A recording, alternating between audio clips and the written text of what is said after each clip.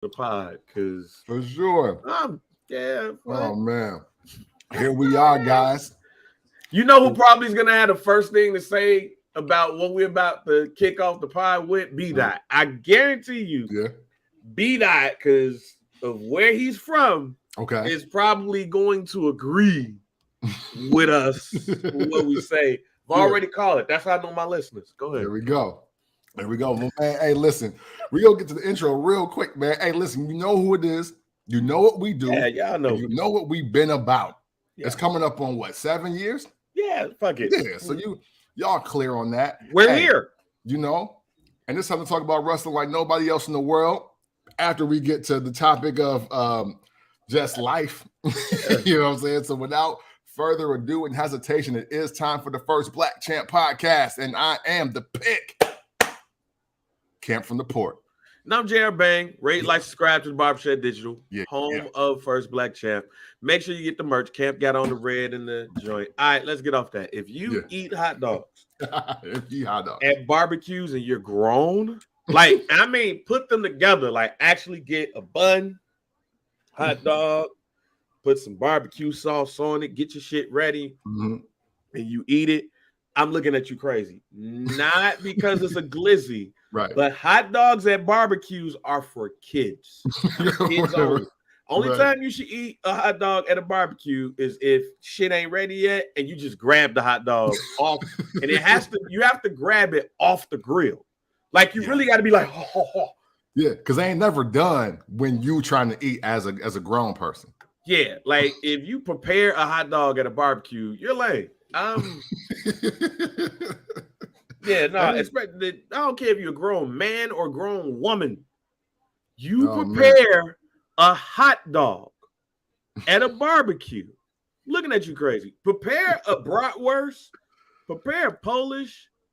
Prepare the big meat. Pause. Prepare the big meat. Let's go. Right, prepare that. And yeah, if you missed it, that's on you.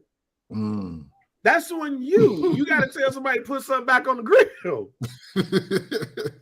But if you're preparing the hot dog, I mean preparing it, like, oh man, let me go get the bun. Give me the bun. And you like, you get like the barbecue, you put the hot dog. Be that, I'm not lame. And I know your grown ass ain't eating hot dogs at the barbecue. Okay. Like, just preparing, like I said, preparing a hot dog, getting the bun, putting the hot dog in there, getting the barbecue sauce, getting the Sweet Baby Ray's or whatever hot barbecue sauce whatever you choose, and getting mustard and putting it together and mashing it together and glizzying it up. If you doing that, fam, nah, G, you a lame. Nah, fam. Wait till the real meat is done. You wait, fam. Hey. If you can't wait, get it off the grill with your hand, with your fingers. Just eat it. Don't prepare a hot dog, fam. I didn't call it a slur. Right. Nothing.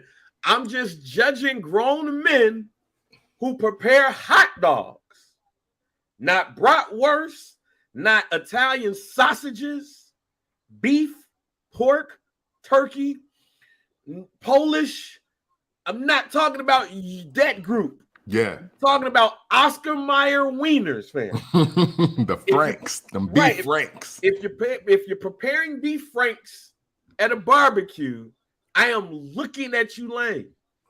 Like, hey, listen, look, I tried to explain this to Miss Krista Hayes, the super producer Krista Hayes. You know what I mean? And because she was trying to tell me that hot dogs, brats, Polish, and all that was the same thing. And I was like, no, it's honestly not. It's not.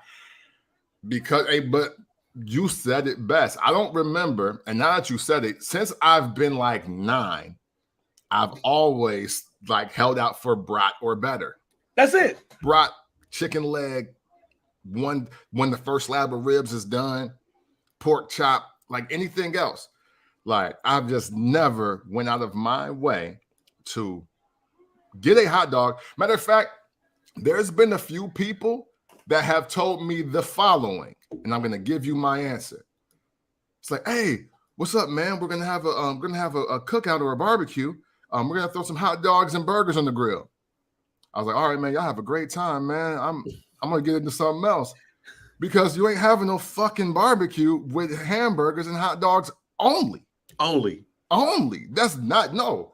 But what you're having is the stand from Looney Tunes, whatever. Like when my man that be making the burgers, Wimpy, you doing that, yeah, with some extra shit. You're not having the cookout if you only have hamburgers and hot dogs. Yeah, that's not a cookout. That's lunch. Even people struggling. Listen, we've all been near poverty or in poverty, but I ain't never not had no cookout and ain't been no damn ribs. Yeah, like that's just it. It's just lunch. Like it has to be that's ribs, school lunch. That's school lunch. Ribs. If we're truly barbecuing, like there's putting something on the grill and then there's barbecuing. That's right. Yeah. Right, I'll put something on the grill real quick. All right, bet. So, but there's still chicken involved when you say that. Yeah, it's still chicken involved. It's chicken and hamburgers and maybe hot dogs. If you, I'm gonna throw some on the grill. Oh, bet. Okay, you got some chicken wings and some breast, legs, hamburgers, and a few little hot dogs because your nephew coming by. Yeah, but the hot dogs are for kids. The kids. The hot dogs are for the children. That's what they're for. Then you supposed to reach a certain level in life where it's like, all right, I'm gonna leave the hot dogs to little Mike. His ass like hot dogs, but when Mike ass get a certain age, he grow up from hot dog to sausage. Yeah, absolutely. To brat. Yeah. Links. Yeah. And usually that period is between 3rd to 5th grade. Yeah, like your parent look at you like, damn, are you eating hot links now? My son. That's my son. He eating hot links, y'all. Yeah, you got a hot link. He eating hot links. He's not like your son 10 years old talking about, Dad, let me get a hot dog at a barbecue. It's like, he ain't grow up yet. But when your son say, yo, pass me the hot link and the hot one at that, man. Matter of fact, you might be fighting over a hot link with your son. Yeah, that's a like, fact. That ain't. Yo, the first time elders got mad at me, I think 4th of July weekend in Quitman, Mississippi. I think this was when it was. It might have been in Freeport, but it could have been in Quitman. When they was like, one of my aunts, who will remain nameless, got mad because I had 3 brats. Oh. But I was like 8. And at that time, I have no concept of anything. I know they came in a pack of 5. Right. I know they came in a pack of 5. Like, y'all asked me what I wanted, and I got it. But she was like, but she whispered to my mom and my grandma, somebody, oh, he's just going to eat up all the brats. I mean, I like fucking brats. Like, dang, I almost said her name. I ain't going to do that. But then she was hot. I was just like, but I'm like, I know you don't want me to eat a hot dog. I'm 5'8". What you talking about? Right. I'm a 5'8" 4th grader. What you talking about? There's certain foods that are a rite of passage. It's the journey from being a kid to a young adult. Chicken breast. Yes. The big piece of chicken. I remember when I first started getting the big piece of chicken in the house before my father, and it pissed him off. Like, nah, G, you gotta put that back. That's mine. Like, well, I want the chicken breast. Yeah. Dad, I want a lot of chicken. Like, I want that. No, you can't have that. Then my mom looking at me crazy, like, nope, you can't have that. That's your dad's. So when I eat chicken, I am waiting for the day that Trey grabs the chicken breast before me. I'm not going to get mad. I'm going to look at my son and say, I'm proud of you. Okay. Right now, he still at chicken legs and chicken wings. But the day we grab some Popeyes and he grabbed the breast. Like the biggest one in there, too. Growing up, son, you're a young man now. Yeah, man. You're a young man. There's certain foods. Hot dogs, you grow up from hot dogs to links, sausages, and brats. Right? If you go, for example, if you're from Chicago and you go and you get yourself a Italian beef sausage combo. Looking at you. Listen. When you order the combo, and this is me. So keep in mind, we didn't have really like authentic Chicago food spots in Freeport. So I didn't get my first combo till like 2001. Oh. Yeah. But when I got the combo though, I was like, oh shit, I can never go back to just the Italian sausage. You can get the Italian beef, hot peppers. I don't really do the dip because I don't like wet bread, but you know what I'm saying? But you can pour it in there. Pause. Or that's what she said. Whatever, which one. This whole thing is a pause. So once we start talking about eating hot dogs, glizzies, bratwurst, like there's a lot going on. The whole pause conversation. Right. But the combo is life-changing because you like at first, especially now in this era, you probably look like the fattest Neanderthal ever, right? Especially like the vegans, right? But when you get the combo with the hot peppers on it, it is a game changer, life changer. It is a level up of just like experience of food. And it's undeniable. It's undeniable. Bang also has a very famous and infamous quote. And even though I'm just a spicy guy, so I don't fall into this line, but I want you to share this line about a particular sauce that changes lives. And I want you to let people know why it's important to have that and how you even graduate to that at a certain point in life too. Oh yeah, mouth sauce changes lives, ladies and gentlemen. Mouth sauce changes lives. And I've seen it, right? So like when you're younger, you put ketchup on stuff. I grew up a little bit fast. It was hot sauce. You know, I put hot sauce on that thing. I was 6 years old with Tabasco sauce. Like, let's get it. You know what I'm saying? I mean, I like all hot sauces. I go to the store now, and even though I have Tabasco, like I have Tabasco in the office, Jack. So even though I eat Tabasco, you know, Red Hot, you know, Louisiana, Trappy's Red Devil, you know what I'm saying? Like, try that actually. A Trappy's Red Devil, you know, Texas Pete, you know what I'm saying? I really was expanding my palette of hood hot sauces. But then when you start getting into the gourmet hot sauces, like I will go to the store now and just walk down the hot sauce aisle to see what's there and what I should try. And even though I have hot sauce in the house, I would go still purchase me some hot sauce. I have some triple X hot sauce downstairs right now that I've been eating, even though I got hot sauce because I just bought it. Like, I got to try this. So, but mouth sauce changes lives. My ex-girlfriend before my wife, it's New Year's, right? And we're over a friend of a friend's house. We're having a good time, and I tell her, "Hey, there's some chicken over there. Go eat." You know, they bought some Uncle Remus. Okay. At the mouth sauce there. So I couldn't find her. I couldn't find them. Like, yo, where's she at? Like, where's she at? Fam, they spread it apart. Hot ass is sitting there with 4 pieces of chicken with mouth sauce all over it. Like, yo, this is good. She just drenched that joint. You didn't tell me. I said, I told you. I told her before we got there. We had some Uncle Remus and some mouth sauce. Your life gonna change. Bam. She's there. Boom. Look, mouth sauce, chicken, going to work. I say, what the hell? She said, oh, this is so good. This is so good. Oh my God. Mouth sauce changes lives, ladies and gentlemen. And here's the thing. I'm not going to get territorial with the mouth sauce. If you get your mouth sauce from Harold's, if you get your mouth sauce from Uncle Remus, it's going to be good either way. Here's the thing. If you ain't had it and you have it, it's going to change your life. You're going to rethink your sauce palette. Yeah, for sure. Mouth sauce. You know what? And even though I am personally not a fan of it, again, just because I'm a spicy guy, I've had it. And I was like, man, this is good.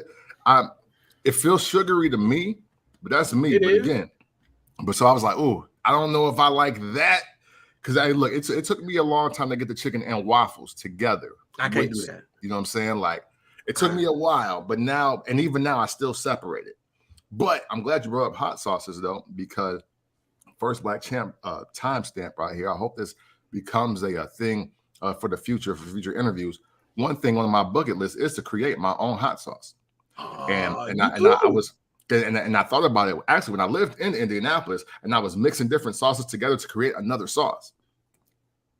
And then once I seen Jim Ross and DJ Paul do their thing with barbecue sauce, I was like, yo, I gotta get in the hot sauce game. So that is on my list. You know what I'm saying? And that's what's gonna be the other extension, the brand extension. Maybe we'll call it First Black Champ. Maybe call it Guarantee or something like that. Since we're talking about it on the show, we don't know. We're gonna franchise. We're gonna do this. Whoa, B-Dot. Hey, shut up, Keith. Hey, B-Dot, you've never had chicken and waffles? Like, not you just the experiment? I don't think that's a South Carolina thing. Okay, yeah, I can see that. Okay, yeah, because they're chicken and dumplings down here. But like, that's their first go-to bird. But I'm still tripping on him and hot dogs. Like, oh man. But man, chicken and waffles is fire. I will say it is fire, but I need more hot than like sweet. So I only like lace the waffle, but then I put the chicken and then the hot sauce on it, and that's the good balance for me. And here's the thing, I ain't mad at that. Like, I'm not mad at your sauce palette because I am a spicy person too. Mm-hmm. Like, I am a spicy hot sauce guy myself. That's me. The spicier the better. Like they was bringing some like Hot Ones, the show Hot Ones. I love that show. Man, we was doing that shit at Best Buy, fam. They were bringing the hottest hot sauces and looking at me like, yo, taste this and let me know what you think. And I'm sitting here like, this shit ain't hot. What is y'all talking about? There was one that I was like, okay, this shit hot. It was one that I was like, oh, this shit hot. Man, but for the most part, no. There was one man, and this is actually perfect timing. It's Father's Day weekend coming up and everything. Rest in peace to Tony Mack and his father, Tony Mack Sr. I remember one time I was telling him how much I like hot sauce, his pops, and Matt looked at me. He's like, "Look, he's a camp. See, you done started." I was like, "He's like, what?" I was like, "What's going on?" His dad was like, "Oh, you like spicy hot sauce? Let me go this." And he just walked into another region, a whole other world, like. He walked into a whole different area of the house. And he was like, try some of this. And I was like, oh, man. And had a little turkey breast. I was like, you know what? Throw it on there or something like that. Just that little pinch. Yeah, you know what I'm saying? And then, hey, Tony was like, it's been in there since 1942. What are you doing? And I was like, wait, no. I was like, what? He was like, don't listen to him. And, hey, when he poured it out, it was, you know how sometimes sauces are either red or green? This sauce that he had, it almost looked like almond, but green with like red. Like I was like, oh, this is the ones. Super real. The one they look kind of brown. Yeah, yes. Look kind of brown. I was like, man, I was like, this looks like golly, like what's going on? That's when you know, like if you get some hot sauce and that shit kind of like brown, yeah, this shit hot. Yeah, and sure enough, that dab did it. And I was like, whoo. I was like, all right, man. I was like, you know what? Hold on, I gotta blow my nose. I'll be right back. Right, I left the table. Yeah, I came back and got some more though, because after that initial hit, it tastes good as hell. So man, shout out to them, man. Love to them. Love to that whole family, man. Unfortunately, none of them are no longer here with us. But man, great Indianapolis memory, Thanksgiving memory, food memory, hot sauce memory, all in one. First Black Champ podcast. Who does it? Not only shouts out to Tony Mack, may him, his family rest in peace. The other part about that is my wife will tell you if I don't sweat, it ain't hot. I'm bald, fam. Like she does not understand that, like, why do I eat shit that makes me sweat and I ain't working out? But she also look at me crazy when I eat hot stuff and don't sweat. I don't know what I am. I just know what it tells me in Ancestry.com. I ain't got no Jamaican in my blood. I gotta take the test. But the thing about it is that when I went to the Cayman Islands and when I went to Jamaica, I looked at them and was like, I need this extra spicy. Yeah. And they looked at me like, oh no, it's already spicy. I said, no. If it's already spicy, I need it spicier than that. Yeah. Oh, no, it's already hot, sir. It's already hot. No, I don't think you're understanding me. Whatever you think is hot, I need it hotter than that. She said, well, I don't know if you could do that, but I bring you sauce. And she brought me this sauce, and I almost stole it. That shit was yellow with the seeds in it. Like, you had to poke in the shit. Yeah. Oh. Poke in it to move the seed out the way so the sauce could get in there. And I ate that shit and I was like, oh yeah. And it was already hot. But I was still sweating, not because it was hot, but because the food was hot. And I looked at the lady and was like, I might steal y'all sauce, G. She said, no. So that's how I like my food. But great conversation to kick off the show, you know what I'm saying, right here on First Black Champ. Even though we talk about wrestling, we talk about all things spicy. And speaking of all things spicy, we had a spicy conversation last week. Yeah. About the Iron Sheik. It kind of just came up. Yeah. That oh, wait a minute, what? Belize it. Yes, the one that's down there. Yes. Hold on. Let me make sure. Hold on. Wow. Y'all think I'm bullshitting. Because it will ruin your day. Yo, I need to check that out. Hey, read that. Hey, it is what it is. It's my favorite sports show ever now. And every time I hear something, I do hit the mace. That's crazy. He be having me dying when he do it. But man, Belize in heat, that sound super hot though. It sounds super hot. I gotta check it out though. I'm taking the ancestry test too. Somebody told me that they think I might be Middle Eastern. I don't know, but if I am, I'm definitely rapping Iron Sheik and I'm getting some of them. I've been fucking this shit up, Keith. Oh wow. I've been fucking this shit up. Yeah, that mug almost gone. It look like you had that for too much. Fucking this shit up, Jack. Devil's piss on Jesus. I've been fucking this Belizean heat up. Ain't sweat. It tastes good. Yeah.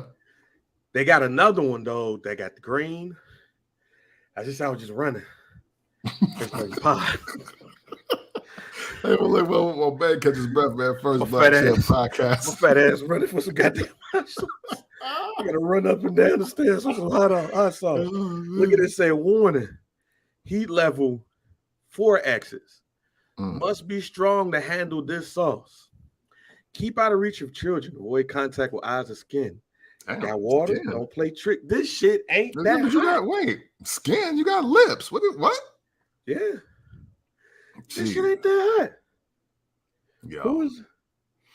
I don't know who this lady is. Anything that can't touch your skin is wild. Marie Sharp. Marie Sharp. I'm trying to know ruffles.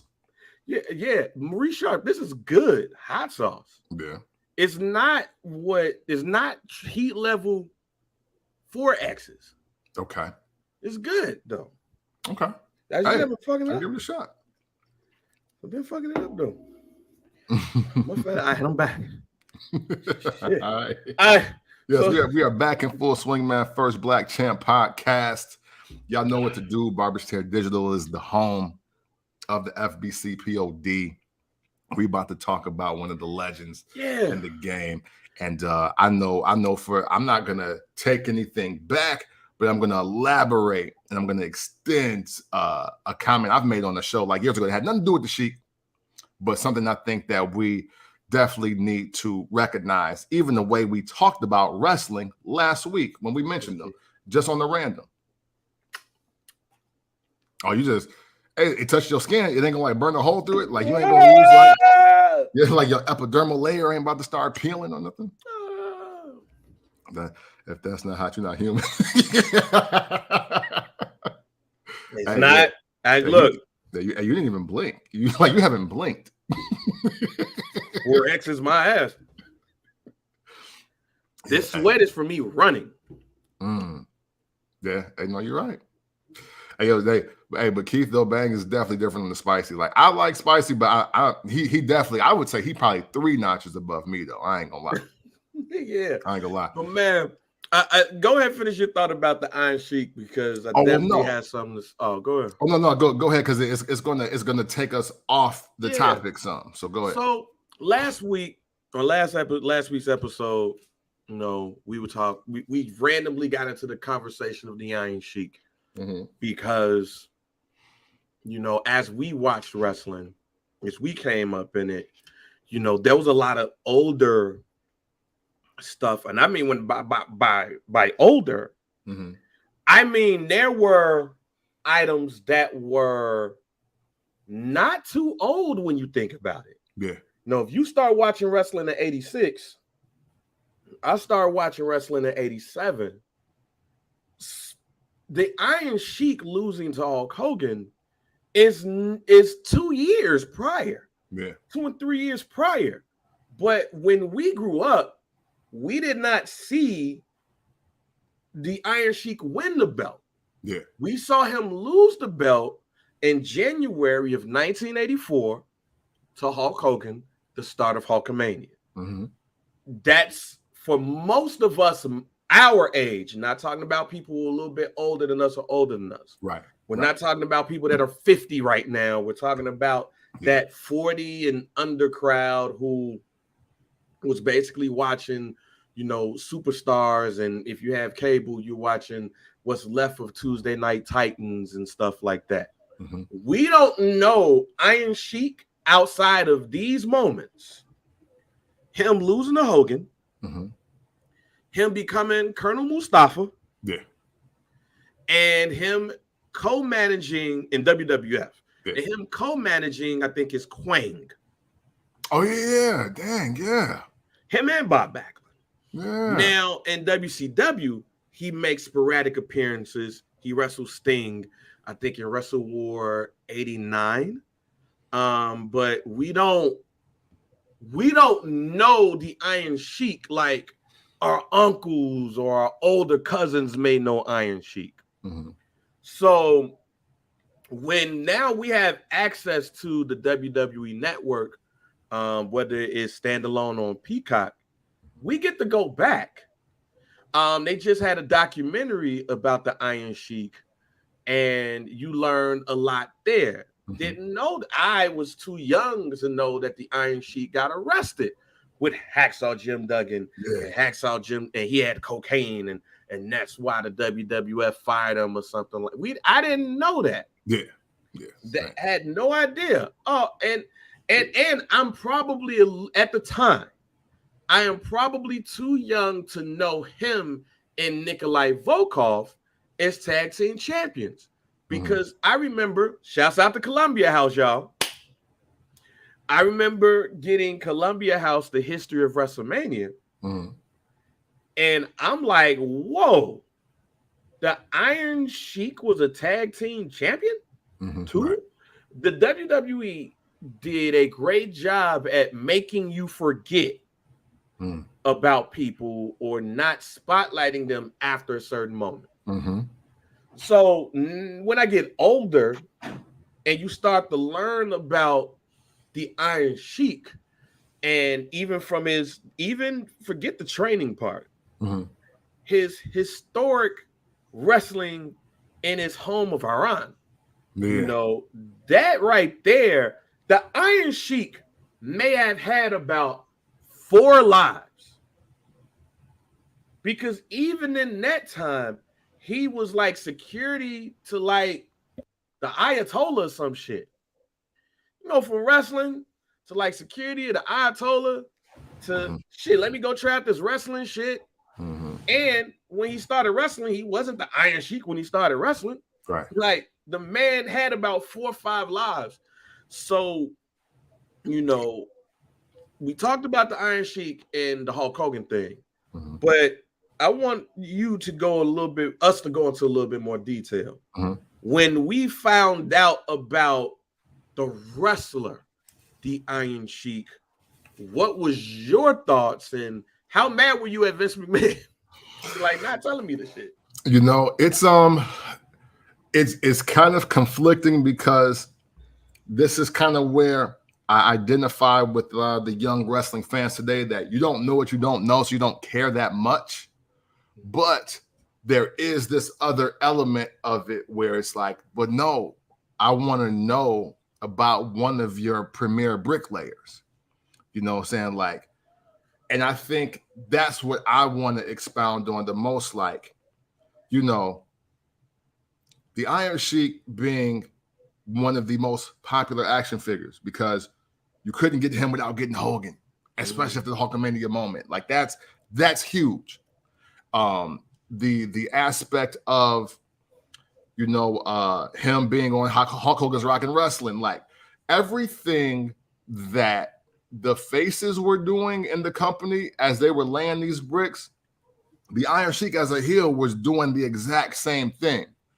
What I want to expand on, as I'm talking about that, is that when you look over his career and you look over the seeming trajectory and but then what definitely happens and for how long it happens, even for him to somehow have a reinvention of himself and it still worked. Because, you know, the Colonel Mustafa thing, the thing is, it was so wild because I'm young enough and old enough at the same time. I was like, ain't that the Iron Sheik? Right. But they never reference the Iron Sheik at all. It's a whole new nigga. Yeah, and I was like, no, I was like, so does the Iron Sheik have a twin brother? Like, what? Like, I was like dumbfounded, but he got himself over as a super heel again. Often on this program, on this platform, I've always talk about top heels ever. And I always have Triple H and Randy Orton, you know what I'm saying? Like, and don't get me wrong, they still deserve to be right there. And I'm still gonna give the edge of Triple H at number one still, I believe, if that's what I had. Yeah. But man, oh man, have I not given enough respect, energy, and time to talk about how the Iron Sheik can never be out the top 10. Like, he just can't be. He helped start one of the biggest movements in wrestling history. If you look at the doc, he was the only guy that was the heel that nobody ever just grew to love. Like, as far as wrestling goes, like Ric Flair's always been a heel as well, but we love Ric Flair for what he represents. Even when Flair's a good guy, he's a heel. Yes. You know what I'm saying? Like, and then there's like Stone Cold Steve Austin was supposed to be a heel. That's a heel character. You can't show up to work, drink beer, beat up your boss and everybody around. You show up to people's crib. You're trying to do home invasions with no gun. Like, that's heel stuff. We just cheered it on. Like, really, Brian Pillman was right. Yo, if you come to my house, you get your head blown off. Bro, I don't know what you think this is. But we cheered for the heel. The Iron Sheik is the one heel that nobody ever cheered for. And yet it worked every single time. Fever pitch as well. I even go further than that, to your point. Because I look at some of the back in the 80s, especially during that time, you gave a white guy. Just say you gave a white guy a Russian character or a Japanese character. Yeah. Because you'd be surprised about how many white guys was playing Japanese people. Like, yeah. I was shocked to find like Yoshi Kwan wasn't Asian. Yeah. Oh wait, Yoshi Kwan wasn't Asian? Nigga, Yoshi Kwan was not Asian, fam. Wow. you just finding that out? Are you today years old? Yeah. I really didn't know that. Nigga, Yoshi Kwan is Chris Champion. Yeah, all right. I'm getting on Google right now. I'm sorry. Keep going. I got to look at this face again with my 42-year-old eye. Yeah, fam. Yoshi Kwan is Chris Champion who was born in England and died in Nashville. Wow. Hey, shout out to Yoshi Kwan and Chris Champion. Yeah. Wow. Go Google that. Yeah, I'm definitely doing it. Yes. And folks was scared of Yoshi Kwan. And he had a cold ass theme music. I keep telling y'all, somebody got to sample that. But anyway. Okay, he do look white here. Yeah, see, right. When you younger, you're not like, yo, Yoshi, you thinking like he's an Asian dude. But yeah, he looked like Shang Tsung. Yeah. Like you see Yoshi Kwan, then dudes, what the fuck? But anyway, it was either that or you had somebody authentic, like Nikita Koloff. Is somebody who is Russian for real, right? Yeah. Nikita Koloff wasn't Russian for real. Remember when I found that out, and I was like, wait a minute. You mean to tell me this whole entire time I thought Nikita Koloff was Russian, right? And he wasn't. Matter of fact, I don't think none of them Russian marks, other than Nikita Koloff and Boris, Nikita Koloff was the only real Russian in the 80s. What? None of them cats was. So, but he eventually turned face because of the way the world ended up feeling about the Soviet Union when it breaks up. It's like, oh, you ain't got to do that no more. Come on over here. Become an American citizen. Yeah.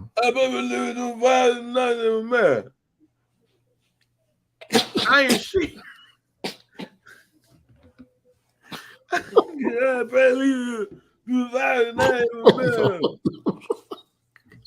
all of a sudden, him and Sergeant Slaughter cool and shit. Like, we just hated the Russians 2 years ago. Hey, we just hated the Bolsheviks. Now the white dude and the Bolsheviks want to stay at Bolshevik, and the Russian like, I pledge to believe do fucking like that, man. Wrestling did that. So this is a conversation, especially for when people be like, yo, wrestling is racist. No, it's stereotypical. And they use stereotypes and put white men in European positions or Russian positions or Iranian positions. Here's the thing, though. Can't get no realer than the Iron Sheik. Yeah. Iron Sheik, I believe, kicked it with like Saddam Hussein. Like they was friends or some shit. Fuck?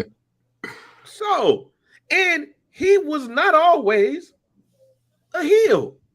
But when you look at what happened, and I think 1980, when you see people get kidnapped, when you get the Iran-Contra situation, you look at this Iranian and you go, I had a perfect character and storyline for you. Yeah. And it changes his life forever. But America still don't like them niggas. Right. So you really don't suppose to like the Iron Sheik because America don't like Iranians. Yeah. Over there. So what I'm saying to you is this. I agree with you. You can't put the Iron Sheik out of the top 10 because his character was damn near based off of real life situations. Yeah. That ain't changed till this day. Right. Hey, you look at all of the other characters, like things have changed with the relations with them countries. The only reason why we like the Iron Sheik right now is because of Twitter and fuck Hulk Hogan. Yeah. Yep. That's it. Now, if he picked any other wrestler. Didn't give a fuck. Now, when you watch The Rock's show, which was canceled, you start to find out like Iron Sheik was cool as fuck. Yeah. But that's wrestling for you. Yeah. He walked into a character at a certain time in a certain place that was big to where when you did look at Bob Backlund, man, you said to yourself, who we gonna get to take this belt off of Bob Backlund? You surveyed the whole room and you said, shit, we don't like Iranians right now. Hey, Sheik. Yeah. Got something for you. Let's get him. I'm listening. And then there's Siri. Oh, shit. Nah. Don't listen too hard. Now, when you pair that to, we have to take the belt off of Bob Backlund to put it on Hogan, who is say your prayers, train, take your vitamins. I am a real American. Green the flag. You can't put the belt on fucking the Brutus the Barber Beefcake and get the same reaction. You can't put that on Dr. D. David Schultz and get the same reaction. You can't put that belt on Don Morocco or Jimmy Superfly Snuka, Tito Santana. We like Mexicans. We love tacos. The whole conversation of what we talked about in the beginning started off about tacos. Yeah. 12 steak tacos. Yeah, we can't get mad at Tito Santana. Like, Tito Santana can't be a heel, fam, unless he's like an arrogant Mexican. And he was never that. So we can't get mad. And we wasn't really mad at Alberto Del Rio. Yeah. We can't really get mad at Mexicans or Canadians, fam. Yeah. It is what it is. Like, but you know who we could get mad at? Somebody from the Middle East. And the heel on his boot. Like, that looked like it could cut you. And shit. And he had the little things and shit that he threw around the arm and all that stuff. He had everything that we needed. Plus, he was a dangerous heel. You can't, when it comes to heels outside of America, it can't be but him. When it comes to continuing with that character, it can't be nobody but Sheik. Because I can't think of one that scared me once I found out who he was, like the Iron Sheik. Now, you add that to the fact to where we had learned from Jonathan Hood to where he was offered $100,000 to break Hulk Hogan's leg. And Hulk Hogan was like, I don't know if he's going to break my leg or not. Fam. As far as heels not from America, Iron Sheik is at the top of the list. Yeah, no, for sure. Matter of fact, you know, and I was thinking about this as I was thinking about him and his life, legacy, and tweets. Did he ever get his official rematch? No. See, that's why you hate Hulk Hogan. No, and on house shows. Like, but no, he needed another moment. That is playing your character to the bitter end, and I love it. Now he definitely can't get out the top 10 just for another reason, For you to lose your belt, start Hulkamania, and never get a rematch, it's fuck Hulk Hogan to the casket drop. And he meant it. I love it. He got that damn belt. And he went like straight to like goddamn Dr. D. David Schultz. Like, it went straight to there. So that's phenomenal work. Phenomenal work by the Sheik, man. Yeah. So I love it. But the death of the Iron Sheik. The one thing that I would encourage younger wrestling fans to do is to actually go look at people like Iron Sheik and their work. You have to realize Iron Sheik only had that belt for like a month. Because before him, Bob Backlund was the champ. Bob Backlund had that shit for like over 2,000 days, I think. Yeah, it was like 5 years was like the total count, I think. Yeah, he beat superstar Billy Graham and had that belt to like 83. So I see wrestling fans. I actually saw some of my coworkers having a conversation about Roman Reigns. You know, you see the memes and stuff on TikTok and on Instagram where it's like WrestleMania 50 and Roman Reigns is still a champion. Again, y'all ain't grew up in the era that our grandparents grew up in. Right. Where Bruno Sammartino was the second WWE champion, fam. The second. Right. I want y'all to hear that. Bruno Sammartino was the second WWE champion. Buddy Rogers is the first one. Then they was like, all right, now that he got it, let's put it on Bruno. And he had the belt from 63 to 71. and that's only because he asked to go home. I'm about to break this down for you all, fam. So y'all can really, truly understand what y'all, I guess, glad y'all ain't get. Yeah. Because this generation would be upset that Bruno Sammartino will have the belt for 8 years. Yeah. He had the belt from 63 to 71. He lost it because I think he broke his neck. Mm-hmm. Ivan Koloff. But get this, y'all. For in order for that to happen, what injury or whatever, you would think that Bruno would be out for a year. Ivan Koloff had that belt for 21 days. Fastest injury heal ever. Right. Now, mind you, Bruno Sammartino is off, y'all. Because here comes Pedro Morales.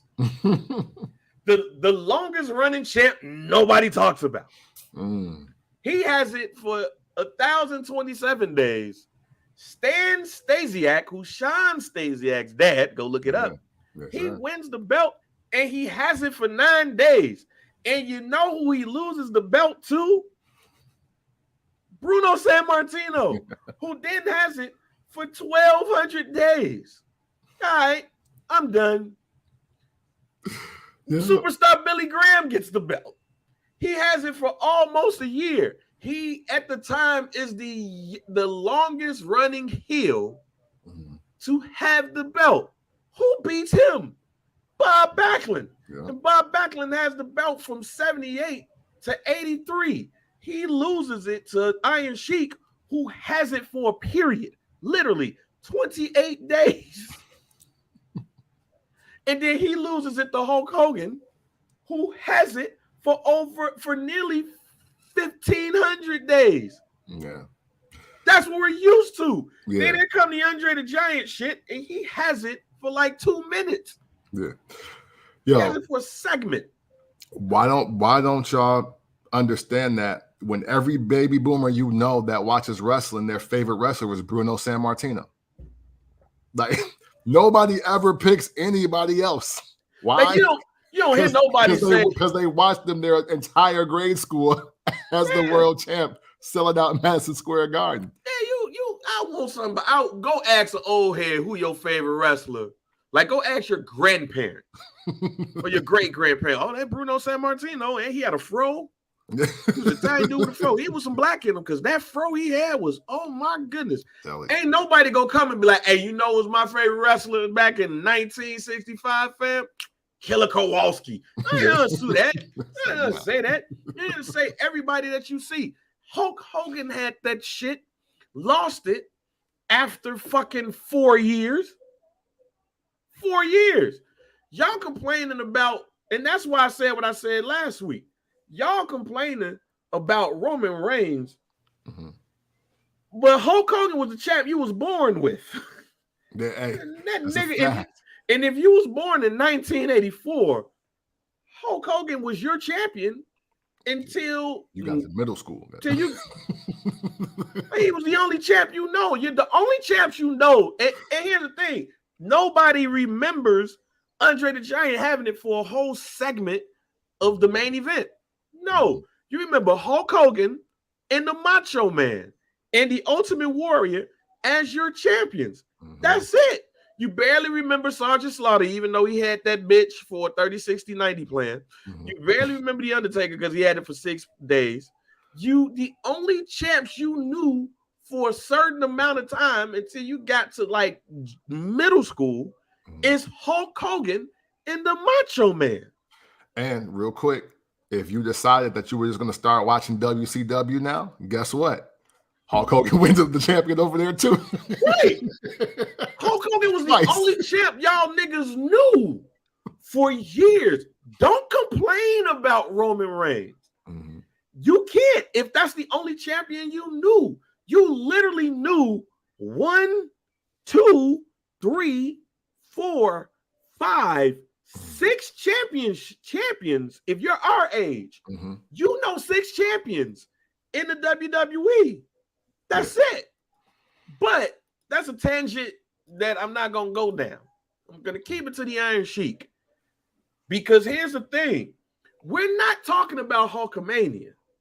If the Iron Sheik is not the person he takes the belt off of, Because Hulkamania was rooted in America. Yeah. So you can't go beat Bob Backlund, who just as American as you are. Right. Probably and be like, I'm a real American. Like, yeah, I'm American. I'm a real American, though. Yeah. You can't be Hulk Hogan and defeat Don Morocco, fam. Yeah, you can't be Hulk Hogan and defeat Jimmy Superfly Snuka or Tito Santana. Yeah. Because we love tacos. You have to beat somebody that is at a country for a country that we hate to give us everything we needed for Hulkamania. That's the Iron Sheik. Yeah. Hey, and to your point, you remember how the original Real American video starts? Like, it literally starts with him beating the Iron Sheik. Like, that's the first part. And then once the bell rings, ding, ding, ding, I am a real American. He did do it, and then the beat drop, and then the song, and they make a whole video of, and just like thousands of kids running up to him on the Harley. Like, the sell of that. Vince McMahon is a genius for that, because in hindsight, you're like, yeah, everybody loved Hulk Hogan. But when you look back at it, it's like, oh, wow, that was the entire play. The entire play was, yo, this Iranian just beat Bob Backlund, who was the good All-American boy. So we got to call the Real American man to beat him. And now we off to the races. Like, that literally, like, if anybody else should be arguing over a Hulkster, Hulkamania, and the likeness, it should be the Iron Sheik along with Vince and Terry Bollea. He needs more respect. Like, I'm looking at this roster, fam, of the WWE in 1984. The Andre the Giant is a face. Can't do that. Right. Alpha, you can't start Hulkamania by beating Alpha. Yeah. You can't start Hulkamania by beating Big John Studd. You can't start Hulkamania with Bob Orton. You can't start Hulkamania with Brutus the Barber Beefcake or Buddy Roberts or Buddy Rogers or Buddy Rose or Buzz Sawyer or Chief J Strongbow, Don Morocco, Dynamite Kid, George the Animal Steel, Great Gama. Who the fuck is the Great Gama? What? Yeah, I ain't never heard of him. Never heard of this. He must have been like the original Brooklyn Brawler or something like that. I don't know. No, he's Indian. I mean, I'm talking about like Jobber though. Like, I mean, he's from New York and was white. You're looking at this roster like, yeah, fam, that was a wrestler. Wait, whoa. Fam, there's a wrestler name. Oh my goodness. So Hillbilly Jim's original name was Harley Davidson. Oh, copyright infringement. Hey, I'm learning, fam. Hillbilly Jim. Hey, and to your point, the other reason why you can't use a lot of those names that you named, because on the high, they were more popular than Hulk Hogan before he beat the Iron Sheik. Yeah, before he actually came back from the AWA. He's not going to defeat Ivan Putski, fam. Yeah. Or like Jesse the Body Ventura, Jimmy Snuka, Kamala. Like, fam, if he would have defeated Kamala, if they would have gave Kamala the championship and Hulk Hogan beat him, like, look, I hate to say what I'm about to say and how I'm about to say it, but in 1984, they are showing videos on TV talking about some 10 cents. You're not afraid of Kamala, fam, if you're trying to give Africa 10 cents for them to be straight. Who else on this roster? I'm just keeping it real. No, it's right. Mad Dog Vassan, the mad superstar. Funny. Mill, and I'm talking about heels or somebody that could look like Hill. Mill Mascaras. Hulkamania can't start with Mr. Fuji or Tanaka, fam. It can't. You can't. Paul Orndorff, no. Like Roddy Piper, no. Yeah. No, you can't defeat Roddy Piper and be like, I'm a real American. Hey, y'all looking at this list, the only person on this list of wrestlers in 1984 that you can start Hulkamania off with is the Iron Sheik. Yeah, man. Yo, Vince McMahon's a genius, man. And that's why I'm not canceling him. Sorry. Because look what he did. And then Trump took his playbook and became the president of the United States. So there you go. Sorry. Yeah. It is what it is. There you go. Shout out to Cameron Mace. Hey, man, so rest in peace to the Iron Sheik. Definitely needs a lot more respect placed on his name. Because in my opinion, and it looks like in Camp's opinion, Hulkamania does not start without the Iron Sheik. You can't put somebody else in Sheik's place and say we got Hulkamania. Yeah. Can't do it. It literally just does not hit the same, and it does not resonate for the rest of the decade too. You gotta remember too, and I'm sorry, I just want to bring this back because remember they did the Iron Sheik, then they remixed it with Sergeant Slaughter, the Iron Sheik, and General Adnan, and he beat him again. And when did they do that? They did that when the world was at war with Iraq. Yes. And remember, if you listen to Something to Wrestle with Bruce Pritchard, Tugboat was the original choice. Yeah. And again, it's just not going to hit. What did they do? Hey, look, Vince know his America cards. And when he had Sergeant Slaughter, Hacksaw Jim Duggan, Iron Sheik, and Hulk Hogan, he knew exactly what he was doing. Exactly.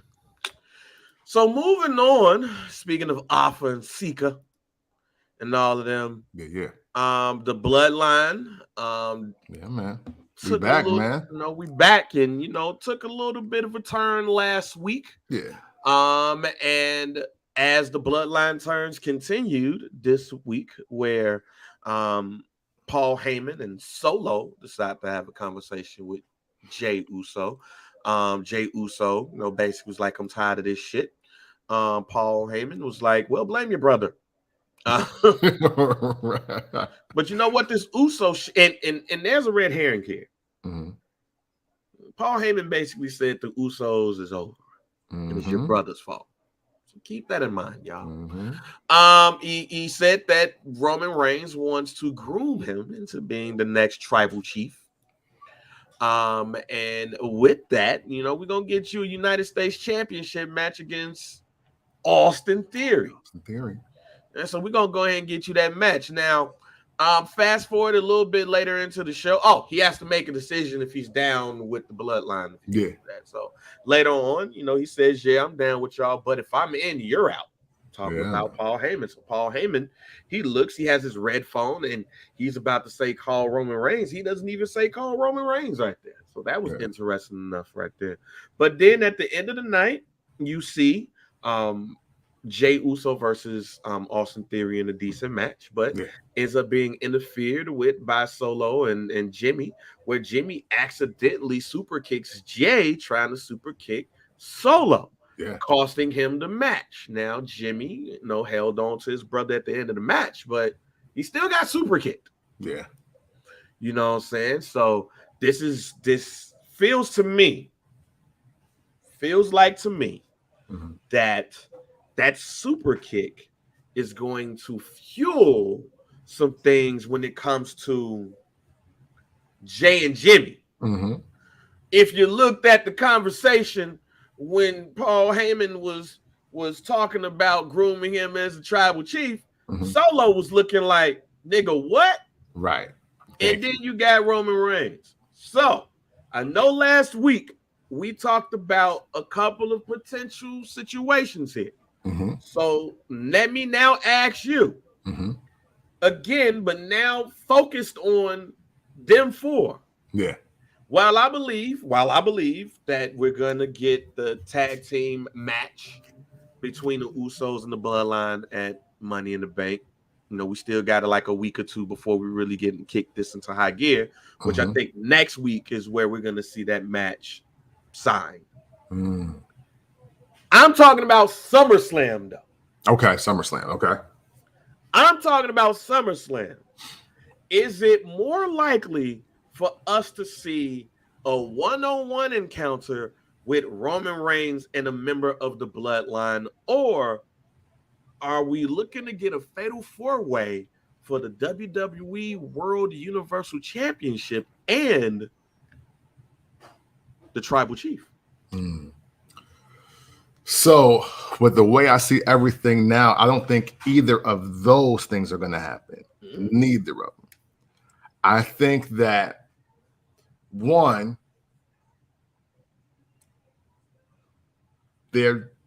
Roman's going to try to pitch Jimmy versus Jay, and it's not happening. So in that, we're going to get Jimmy versus Solo. Because obviously that's going to be a thing, but I don't think they're doing it Money in the Bank, because I think Jay is still, we're back to Jay being the leading co-star of the Bloodline series, right? And yeah, Keith said it. I think it's going to be Jimmy versus Solo at SummerSlam. But only because I don't know what pay-per-view is coming up in July. Because again, if it's Great Balls of Fire, we're getting that out of here. We're not doing that. Great American Bash, something else just might take place. It might be about Roman. I'll give you that list now. Okay. It goes from Money in the Bank to SummerSlam. Okay. Money in the Bank is July 1st. Oh, so it's gonna go from Money in the Bank to SummerSlam. Oh, well then, yeah, we definitely getting Jimmy versus Solo at SummerSlam.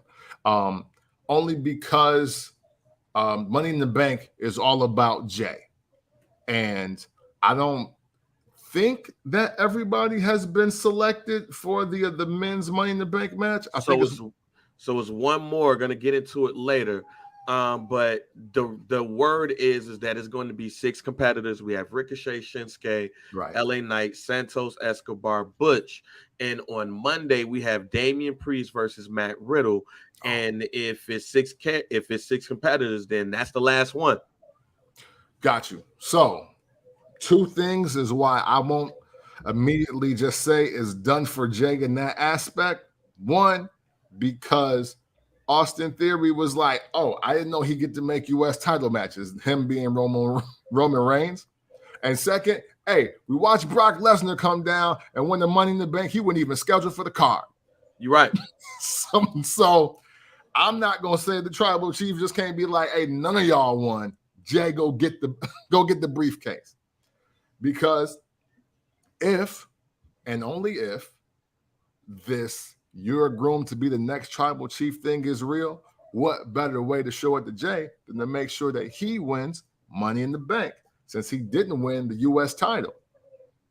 I think about that. I think just along the storyline of just that existing is why I don't think Roman Reigns is going to face any of the other Bloodline members come SummerSlam.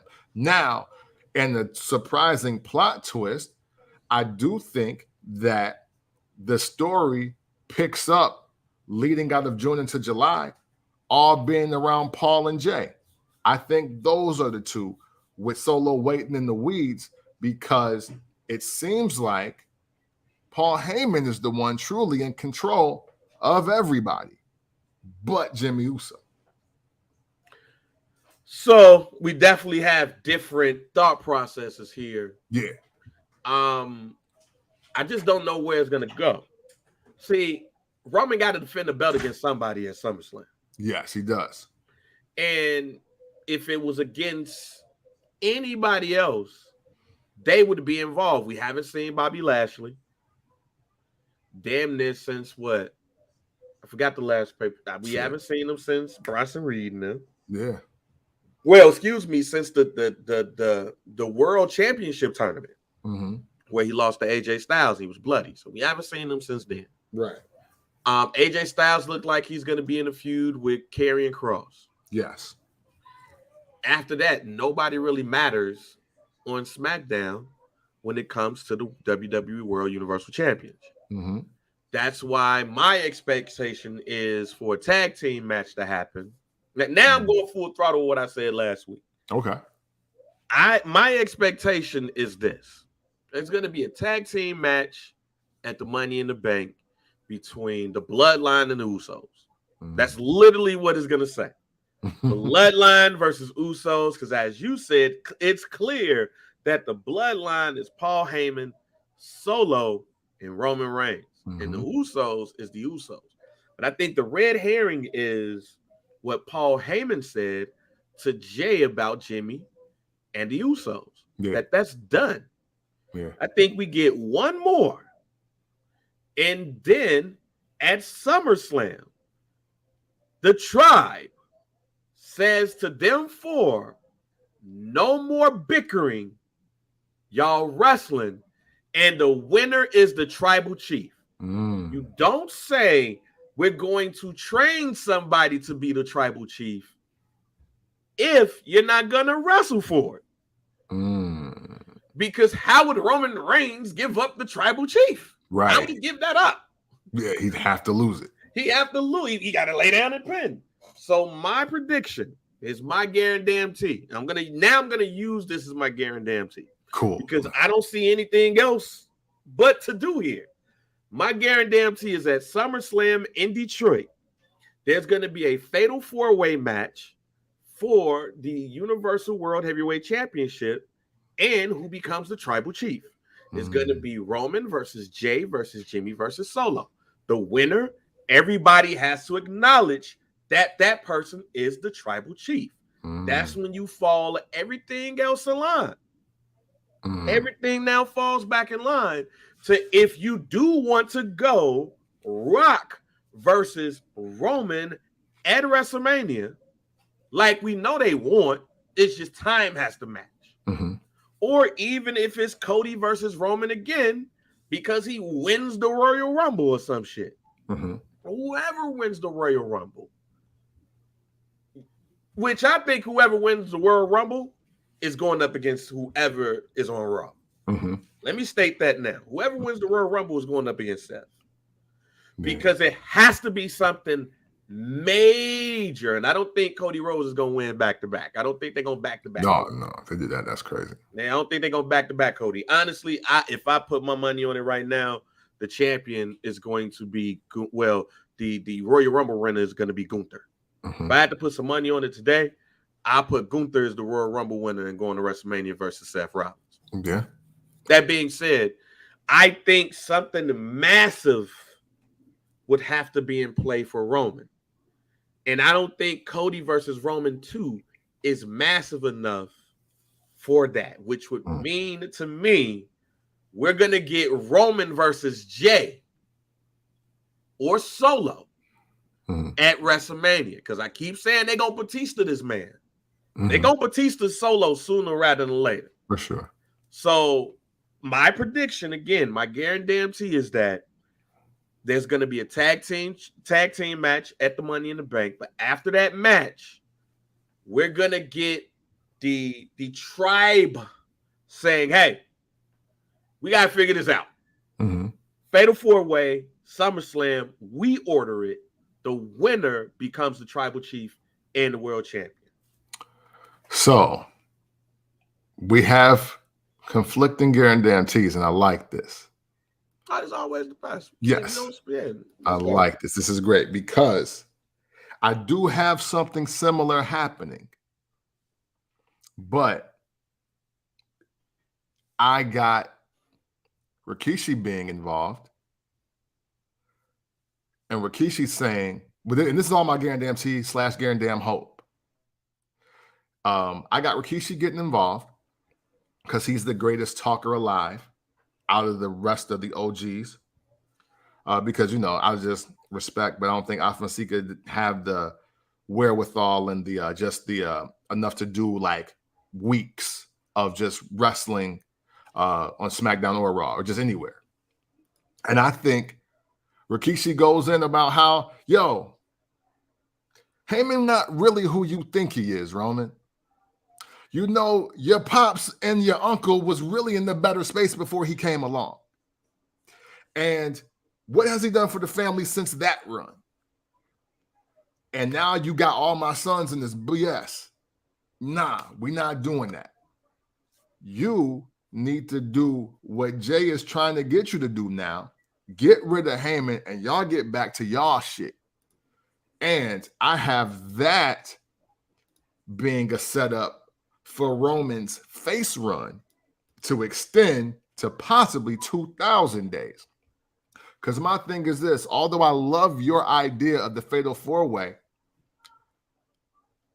Do you see anybody in that ring beating Roman Reigns, who's going to beat Pedro Morales' title reign record, and like by the end of this month, or by Father's Day is like Sunday, so definitely by SummerSlam, and they gonna hold it for even 500 days? So no, and here's why, and this is part of the important part of why I feel it's going to go the way that it's going to go. Mm-hmm. It's not about who wrestles Roman Reigns. It's about the threat of that person wrestling Roman Reigns. There's no threat to wrestle Roman Reigns and defeat him but family. Mm-hmm. Jay has come close to beating Roman. Roman sometimes looks like he's scared of Solo. Jimmy is the wild card, but I also said last week, Jimmy is the big show of this Fatal 4-Way. To where, you know what I'm saying, he a wild card, but he ain't winning. You know what I'm saying? And part of that is mostly because of some of the things that travel with Jay, with some of the issues. I don't think they're gonna Rob Van Dam this situation. Yeah. If you know what I mean. And it's not me shitting on Jimmy. It's just me looking at the company and their thoughts. Yeah. But I think for right now, the only people that could come close to beating Roman Reigns, and it looks believable at this point, is family. So you can do, and then plus it's not like he's wrestling at every pay-per-view. Yeah. So being that he's not wrestling at every pay-per-view, SummerSlam has to be a big match. And a big match to me can't be just him and Jay. Or it can't just be him and it definitely can't be him and Jimmy. It can't be just him and Jay because we saw that already. It has to be a match where, especially when you see the family having issues, it has to be involvement from the whole family. Then when you get to like Survivor Series or whatever, it's either going to be like, you know, some War Games type shit, which now they're back together because the tribe, the bloodline, has basically said for y'all to fight, then make up, and then you can have a War Game situation where they're wrestling against somebody and then all of that. You already know Roman Reigns is going to miss some pay-per-views between that time. Then it really takes us to, after Survivor Series, it takes us to the Royal Rumble. So what I'm saying is, as far as PLE events, we probably only see Roman Reigns 2 more times before this year is over with, which means it's 1 more time, outside of SummerSlam, which is the Survivor Series, which then basically makes it Roman Reigns and the Bloodline versus whoever. And then they forcibly have to, you know, follow him.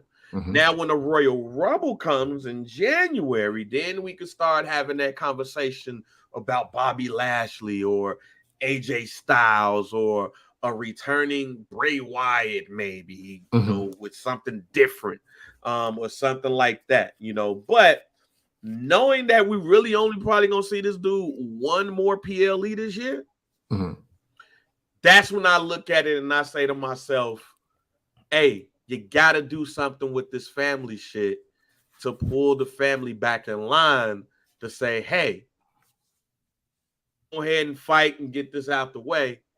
Then once this is over with, once this is done, once everybody is done having their pissing contest, that's when we could go ahead and get back in the order, and then we good. I dig it. And wait a minute, and before you go, because I had to look it up, just in case, there's no pay-per-view event scheduled for September. There's none scheduled for October. Nice. Survivor Series is in November. There's nothing planned for December. So since we know that, we know even if they just put something on the schedule, Roman Reigns ain't gonna make it. Right. And I love that, and I dig what you're saying, because you know what? I do agree with the premise of the only people being able to take Roman Reigns down is his own family. So with that in mind, they do need to spend the rest of the summer and the fall building up the family. For people that think how I just said, it's like, yo, we on over 1,000 days of Roman Reigns being the WWE undisputed heavyweight champion. And now I'm supposed to believe that Jimmy, Jay, or Solo can take that from him right now. And the expectation for me would have to be, well, whoever beats Roman Reigns has to either be the champ for at least 1 year or longer, or you gotta then drop that title to somebody even better than both of them. So whoever beats Reigns and Reigns himself. And that's why I don't think he's gonna lose that belt. Yes. And I'm with you on that. So it's only one person I can see him losing that belt to, but go ahead. Mm-hmm. And it's like, so I love the idea of Jimmy, Jay, and Solo all battling out, because you got all of Vince McMahon's blueprint storylines that he loves, right? Tag teams breaking up, brothers fighting, the Enforcer. You got the family issues, the Rising Stars, the Savage Samoans. You get everything that you can possibly have with every single feud that has built WWF and WWE all in 3 guys. And then we want the story of them getting back together and dominating again. So Roman Reigns can chill while all of that takes place. And I also think, since we distributing out new belts left and right, I personally think that if they want Roman Reigns to do something else, that contender is going to emerge when everybody get their belt. Because once I saw Asuka get her belt, I was like, oh, so Rhea Ripley got to be like the world women's champion or something, then, right? Yep. Because, and then I got on Twitter and seeing that they got the world women's title, I was like, okay, all right, I'm actually with this. Let's see where this goes. And of course, they're doing the tag unification. I guess the Owens and Zayn are going to get new belts. Thank God.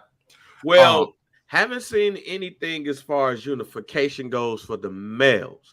Yeah, not for the males, for the ladies. But it looks like you're probably more likely going to see some type of fatal 4-way or something like that, because the Street Profits, the Brawling Brutes, Pretty Deadly, and the other LWO members. Yeah, them niggas.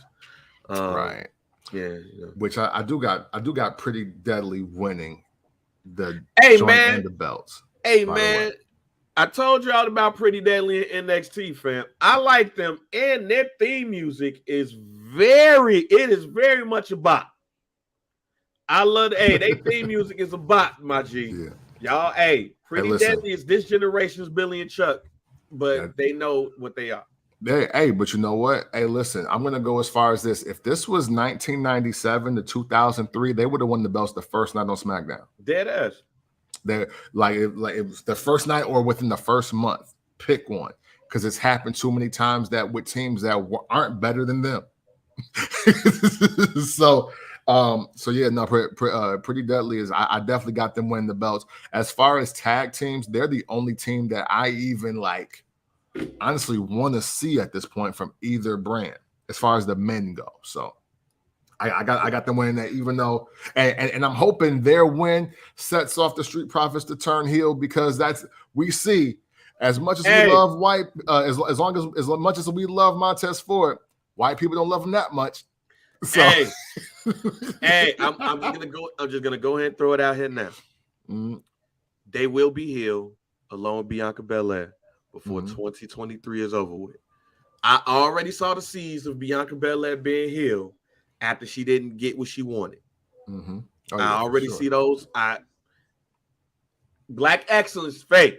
When y'all see the Black Excellence promos, how y'all hate that. Mm-hmm. But we gonna be, I'm telling you, there's gonna be like a AKA and one of them other niggas being in a relationship. Yeah, Alpha.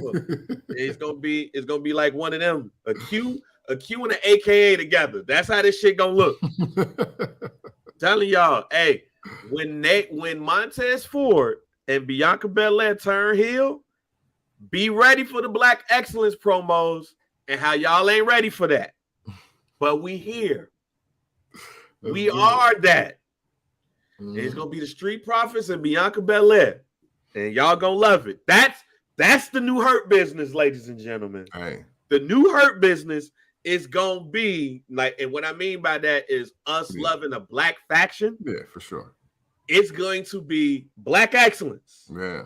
The Street Profits and Bianca Belair. Watch, I'm telling y'all. Hey, I dig it. If I was in that writing room, I'd be writing the Black Excellence promos right now. Yeah. And how y'all don't like to see it, but it ain't going nowhere. Yeah. Hey, and I think that extends the life of the Street Profits, even if they're part of a faction, that gives them time to wrestle solo as well. You know what I'm saying? So no, hey, listen, I'm here for it all. Whatever keeps black men and women on the roster, I'm with it. Yes, sir. You know? But yeah, but it's gonna be interesting to see how they do this. Mm-hmm. No matter what, I don't think none of the ideas that we talked about was bad ideas. It's just it's gonna be interesting because ain't nobody else being propped. Yeah. So that's why some of that is interesting. Yeah, and I meant to say this last week, but I'm gonna say it this week. Shout to the WWE and their trickery for unifying the belts, yet being back to 2 belts without being back to 2 belts for Roman winning, because we're never going to call his title, his one title, the WWE Universal Heavyweight Championship. We're not doing that. That's the WWE Championship for the 2020s. And Seth Rollins is the World Heavyweight Champion. Well, great segue, Kemp. Yes. Is Seth Rollins the World Heavyweight Champion? Yes. Here's why this is a great segue, ladies and gentlemen. On NXT, Braun Breaker whoops some folks' ass again. He walks outside and he starts talking his shit. And then he says, "Oh, Seth Rollins, I want to challenge you to the World Heavyweight Championship. And I want you to come here to NXT." I immediately text you. Yeah, man. Because I said, this is nasty now. Yeah, nasty. This is nasty. This is nasty work. Because Damian Priest, which it kind of teased a little bit of a distinction between the Judgment Day, him and Finn. Kind of, I don't know where we going here. And do we need to go here? Because I don't like what they probably try to do. I don't like this, especially if they're gonna try to put JD McDonough in Judgment Day. Nah, nigga, he could join them with Damian Priest, fam. I don't like this shit. It feels nasty. But this feels nastier. Because when I look at the belt, that's supposed to be a world championship, should be treated as such. Defended on Raw, defended on PLEs. Don't need no damn, open challenges and no shit like that. Right. Because when I see that, and now it looks like the thing is you defending the belt on TV, this makes it feel like this is not the world championship. This is not the Intercontinental Championship. Right. This ain't the 24/7 championship. This is the belt that I felt like the WWE should have turned the 24/7 championship to. Yeah. This sounds like Seth Rollins is the holder of the WWE World Television Championship. Yeah. Am I wrong in thinking that? No, you're not wrong. And what I was hoping to see from Seth Rollins is him treating Braun Breaker like he did Kenny Omega for the last 2 or 3 years. Bruh, no. You want a shot at my title? Work your ass up to Raw. And then we'll talk about it. And what's so crazy is Seth Rollins without the title should be on Twitter is Roman should be Seth Rollins with the title on Raw right now. If I can say all that right again. The person that Seth Rollins is in interviews and on Twitter is the person that should be holding the WWE World Heavyweight Championship, because that guy in the interviews and on Twitter, it's like, I'm the best wrestler in the world. I work for the best company in the world. I am a premier talent on the best show in the world. So I ain't entertaining nobody that ain't in this building that signed these contracts that come to the arenas that I come to. Like, you don't got my attention. I'm not going anywhere else. We're not wrestling in Japan. I'm not coming to Figure Heights, Ohio. We're not doing none of that shit. You don't meet me in Topeka, Kansas. Nah. You got to get your ass up here. And if you're good enough to make Money in the Bank or the Royal Rumble or SummerSlam or WrestleMania, then we can talk about what we gonna do. But until then, shut the fuck up talking to me, because I'm the best and I've already proven that. This remix of the first Bret Hart title run is garbage. And I'm not here for it. And I know we all love Bret Hart, but we need to start keeping it real about open challenges, fighting champions. Listen, Roman Reigns is a fighting champion too. And you know what?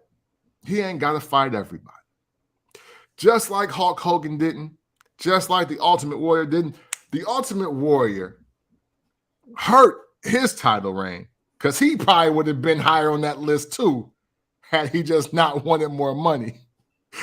Yeah, like and more opportunity. Like, and the thing correct is, me if I'm wrong. Before you go, correct me if I'm wrong. The Ultimate Warrior defended his belt against Ravishing Rick Rude and Sergeant Slaughter. Yeah, that was it. And maybe like just thinking of Saturday night's main event, like maybe he defended it against Andre the Giant and the $1 Million Man. Like, maybe, I think. And those are two big maybes, because I really don't remember it actually happening like that. And I'm bringing up the Ultimate Warrior in this case because the way we looked at the Ultimate Warrior in the late 80s, early 90s, not only did I not want to see him wrestle everybody, I already thought out of the people that they really had in the way, they weren't going to beat him anyway. So, humor me. What would ever be the purpose of Roman Reigns having a title match against the third homie in the LWO? What does it matter if he wrestles Asante or Top Dollar at this point? Like, why do we want to see pointless world title matches? Bruh. When I first saw Seth Rollins get challenged by Braun Breaker, now, let me say this. I love Braun Breaker. Love Braun Breaker. I don't know if he is going to be a world champion. Yeah. But it's going to be a minute for that, if it's going to happen. Yeah, but I love Braun Breaker. I say that to say this.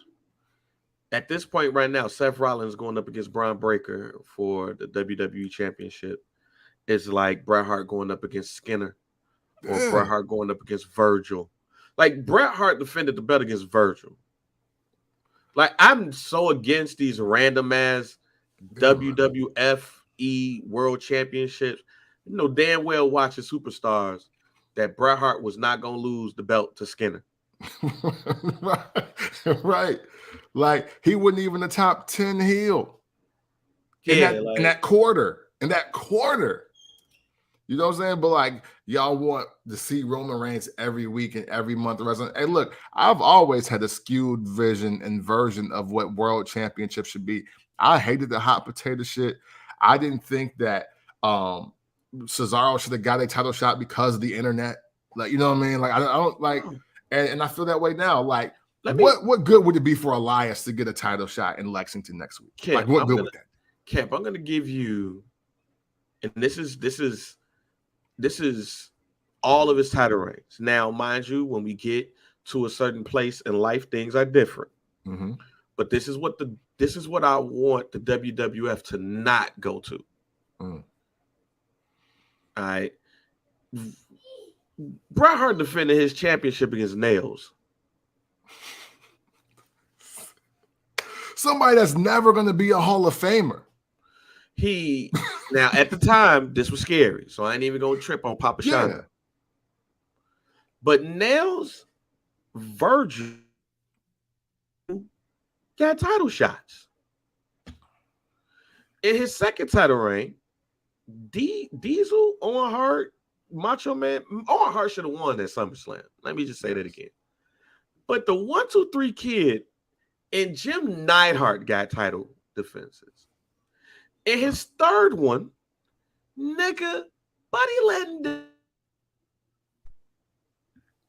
Come on, dog. Buddy Landell. And this is the 90s when he got that shot. We turned on an episode of Raw or Superstars, one of them. Mm-hmm. And Vince McMahon got on that TV and said to us,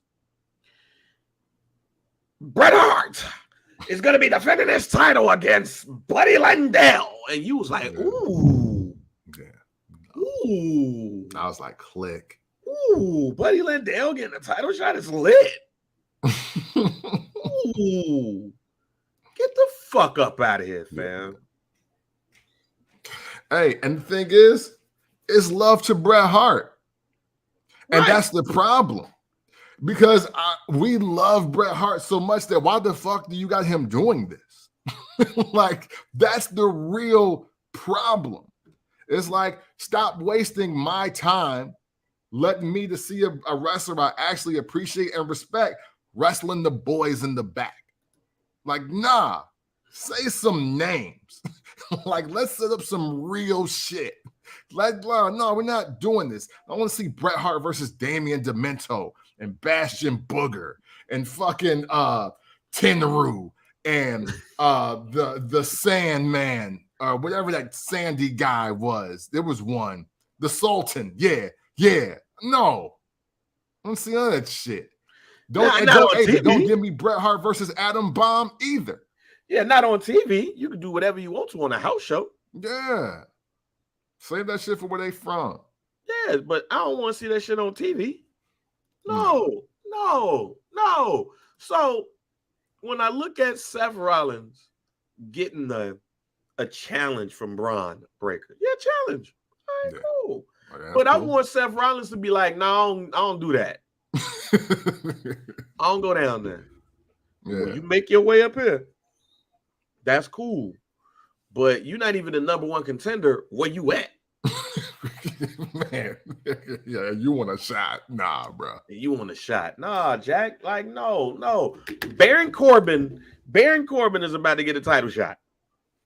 Baron Corbin in a tank top and shorts, and Doc Martens is about to get a title shot against Carmelo Hayes. You're not the number one contender, fam. Yeah, man. So yeah, man. Listen, man. Y'all can co-sign the internet fodder and BS if you want to. I am always in the mindset of everybody don't deserve title shots, and I don't want to see everybody wrestle for a title just to say that they did. I would love title matches. I want title matches to be two different ways. Dominance for just the obvious reasons, or the inkling of like, yo, I want to see this because they could finesse this to where he loses and it make perfect sense. Those are the only two scenarios I like. I don't like exhibition title matches. Yeah, nah. You know what I'm saying? I don't like sparring title matches. Like, I don't. Come on, bro. You already know what this is going to be. Yeah, nah. I don't want title matches just to say, hey, man, look, Joe, we got this title match today. Y'all should be happy because Hulk Hogan didn't do this. But see, that's the thing. Here's the thing, though, Kemp. This is Bret Hart and Hulk Hogan in one. Mm-hmm. At the same time. Hulk Hogan is Roman Reigns. I ain't defending this belt all the goddamn time, fam. I'm an attraction. No love. No love. Seth, though, is Bret Hart. I'm the fighting champion. Y'all getting these on 2 different shows at one time.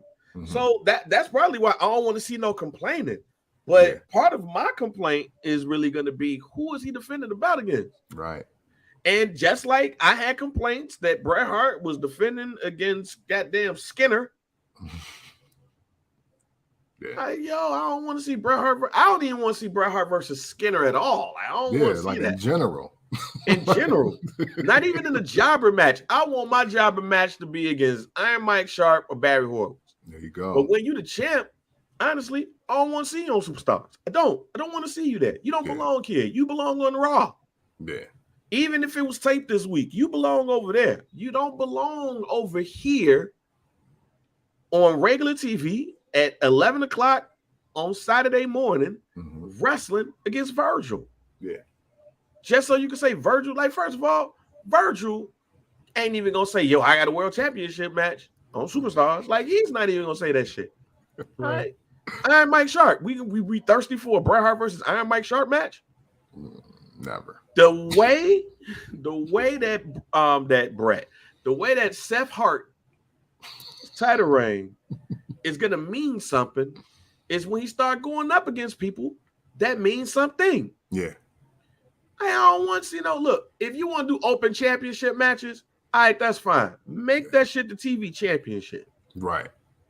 Exactly. Make that shit that. But I don't want to see him in title matches where I know he's going to win. Yeah, man.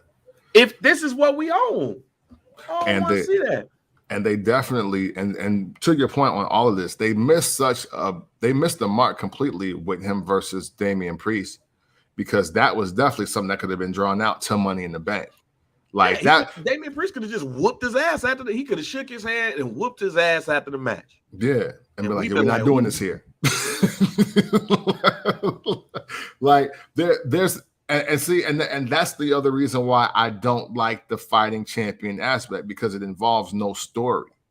It involves no clear-cut reason of why I want to see this match even later in the night, let alone period. You know what I'm saying? Like, we gotta get. I like stories in wrestling. I just like them, okay? And you showing up to just fight anybody, yeah, that is some TV championship shit. Like, I don't remember any of Arn Anderson's opponents or Sterling Steve Austin's, but I like seeing them wrestle on TV and saying that he was a TV champion. And we could do that. But Ric Flair, Sting, hey, even Lex Luger, right? Hey, we only see them wrestle a few times, and it better been worth a damn. And that's where you move Luger out the picture, right? so, but that's just how it goes. Like, we can't dumb down and dilute this brand new title, which actually looks cooler than the longest reigning title. So, yeah, man, all the random shit being no story, and Seth Rollins in general is just one of the best storytellers in WWE right now in general, just from matches alone. So why not give him other stories? They spent more time with him versus Matt Riddle last year for nothing than they are doing with him with the new title, and that doesn't make sense. Yeah, I just don't like this TV championship shit. I just don't. I don't like it. Hey, give me some meat to this story, fam. Mm-hmm. Give me a threat. All right, don't give me no.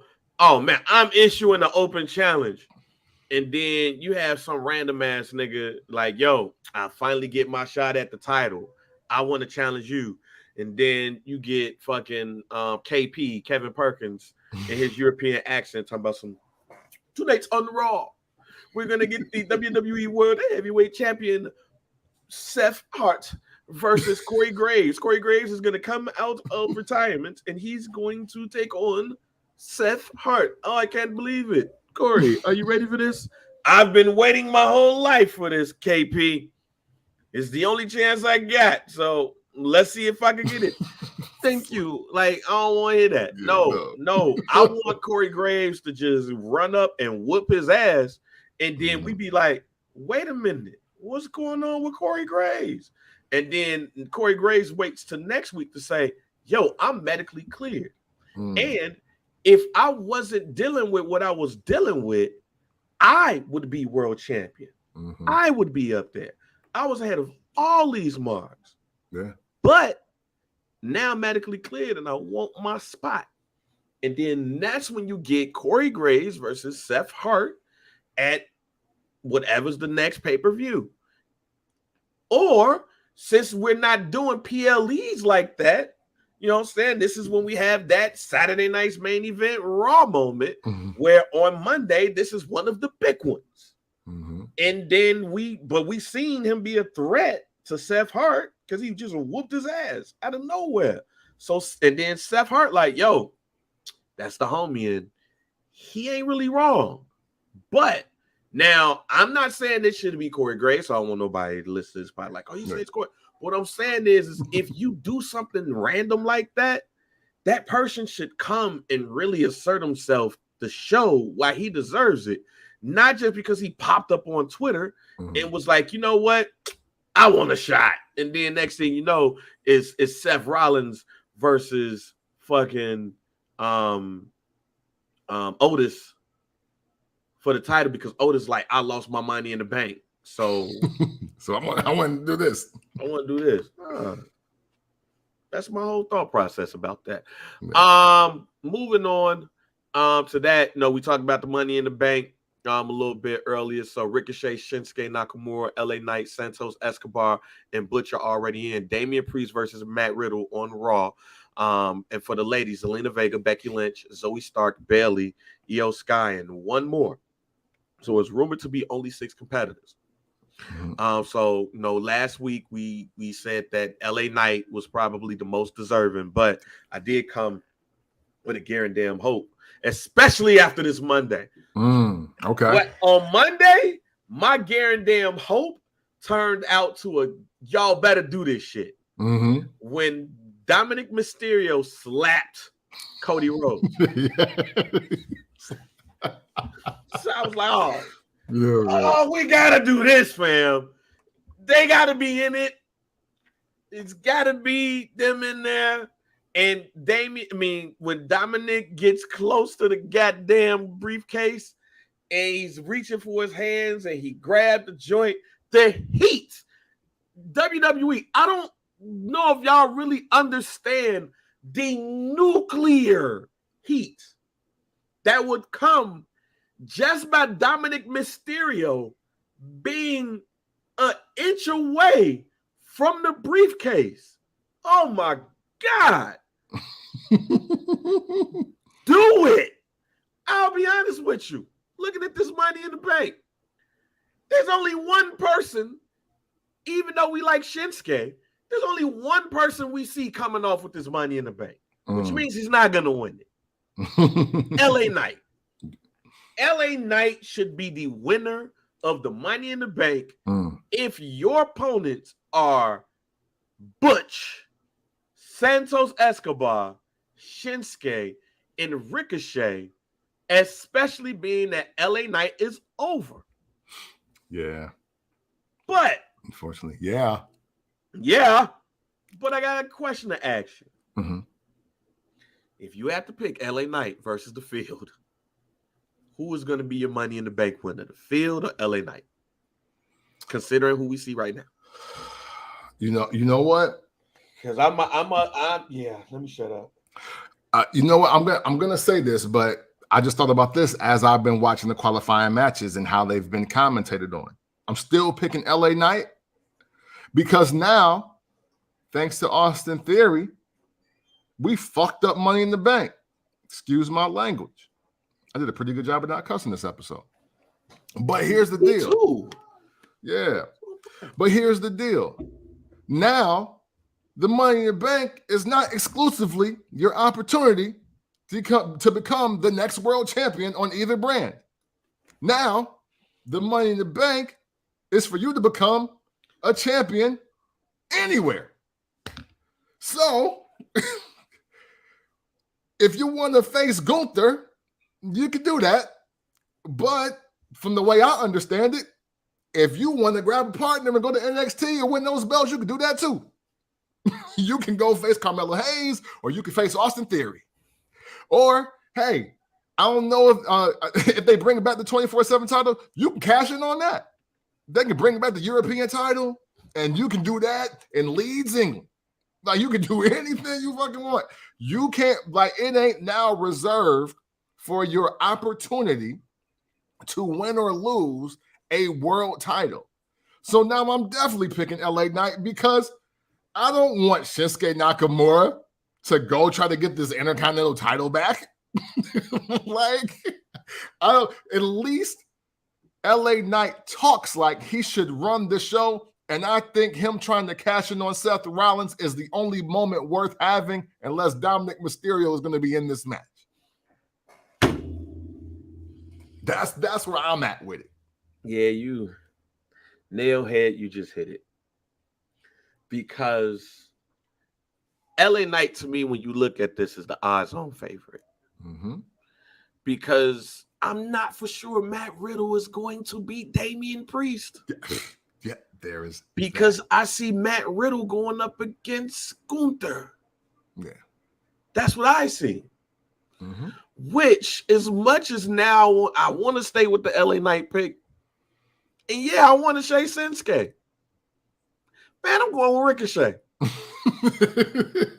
Hey, and you know what? And not for nothing, that's not a bad pick if we look at how 2022 went and the first quarter. It's not a bad pick. Fam, I just got the strangest feeling that Ricochet in 2024 is going to hold that world championship belt. It's just a feeling. Nah, I didn't have him successfully cashing in, but but and I'm not trying to down the black wrestler in the first Black Champ podcast. Now, I didn't see that though.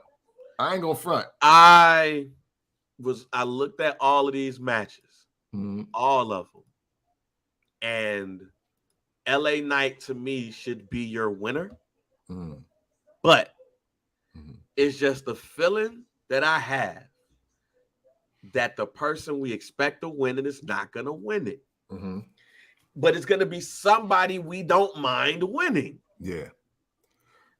And that person is Ricochet. Yeah.